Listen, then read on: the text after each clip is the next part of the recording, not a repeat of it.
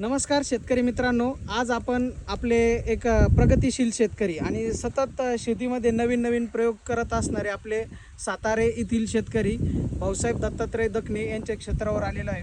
आपण यांनी आपल्या कृषी विभागाच्या मार्गदर्शनानुसार आले लागवडीचा ज्यावेळेस विचार केला होता त्यावेळी आपण त्यांना जे मार्गदर्शन केलं आणि आज आपण बघतोय त्यांचं क्षेत्र अगदी निरोगी उत्तम आणि आल्याचं हे जे पण ही जी वाढ झालेली आहे साधारण हे 80 दिवसादरम्यानचं पीक आहे. लागवड करून 80 दिवस झाले, अगदी उत्तम आहे. आणि आपण त्यांचे अनुभव देखील ऐकणार आहोत. त्यांनी कशा प्रकारे मशागत केली, कशा प्रकारे खतं दिलेले आहे आणि आत्तापर्यंत काय काळजी घेतलेली आहे. ह्या मुख्य पिकासोबत त्यांनी आंतरपिकं देखील घेतलेले आहे आणि घरची भाजीपाल्याची तसेच परिसरातली थोडीफार भाजीपाल्याची देखील गरज भागवलेली. यातून फायदा काय, मुख्य पिकाचं उत्पन्न आणि ते येण्याच्या अगोदर जे आंतरपीक आहे त्याचं देखील त्यांना उत्पन्न भेटणार आहे. म्हणजे आपण मुख्य पिकावर केलेला खर्च त्यांचा आंतरपिकातून निघून येणार आहे. तर आपण त्यांचे एक अनुभव ऐकूया.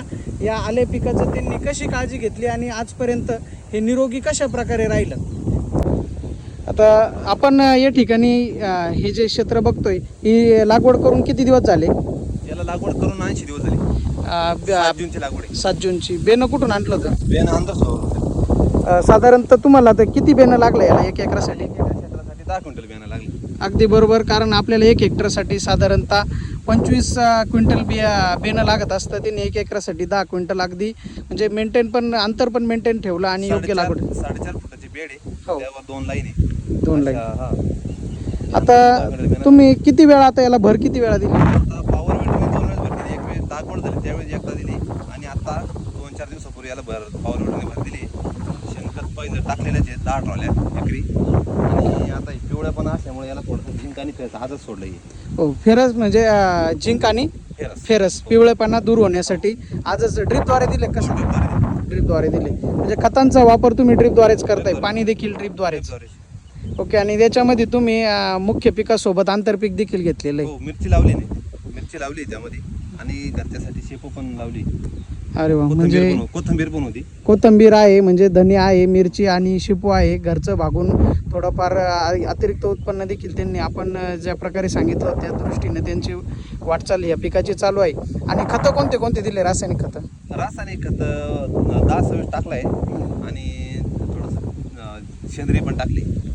ओके. आणि यासोबत आता तुम्ही रासायनिक खतांसोबत जैविक खतांचा देखील चांगल्या प्रकारे वापर केलेला आहे. आणि याच्यावर कुठले आता कीड रोग आढळून आला का? अजून तर काही नाही. एक स्प्रे दिला आहे M45 आणि कराटेचा नॉर्मल.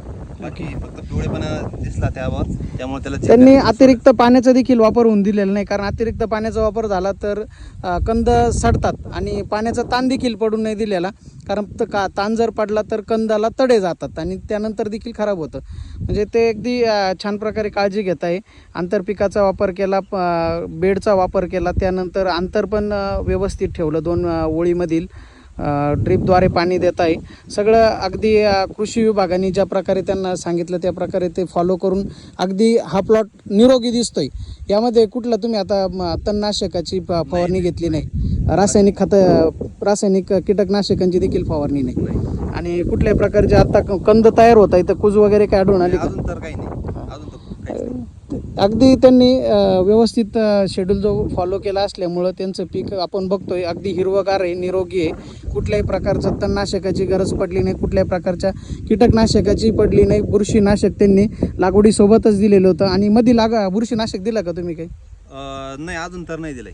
अरे वा, म्हणजे त्यांनी तणनाशक त्यानंतर कीटकनाशक, बुरशीनाशक ह्यावरील खर्चच त्यांनी टाळलेला, कारण त्यांनी खताचा बॅलन्स, पाण्याचा बॅलन्स, जैविक खतांचा बॅलन्स आणि सुरुवातीलाच बीज प्रक्रिया केल्यामुळं त्यांचा प्लॉट आपण बघतो 1 एकराचा प्लॉट आहे, अगदी निरोगी. कुठल्याच त्यांच्या संपूर्ण क्षेत्रावर कीड रोग आणि कशाचाच दुष्परिणाम आढळून आलेला नाही. आपण त्यांना शुभेच्छा देऊया. निश्चितच त्यांच्या या पिकाची चांगलं उत्पन्न येईल आणि चांगला भाव भेटेल.